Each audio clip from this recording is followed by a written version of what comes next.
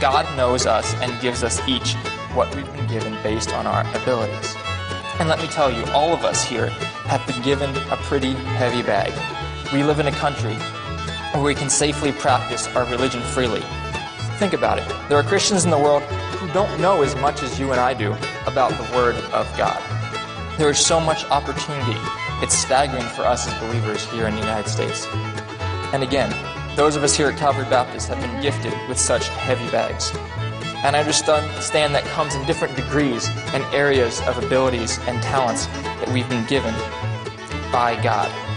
It is a privilege to be able to sit here week after week and hear the preaching of the Word of God, being surrounded by people who know the Lord and love Him and want to walk with Him. There are some Christians in the world where they're the only Christian in their family, or they're the only Christian in their community, in their town, possibly even in their country.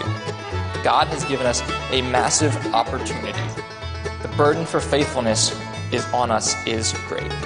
So you're probably thinking, well, this stinks. Here I am serving God, and I just feel like I keep getting more and more responsibility handed down to me. But don't worry, we're going to see later that this added burden comes with added joy as well.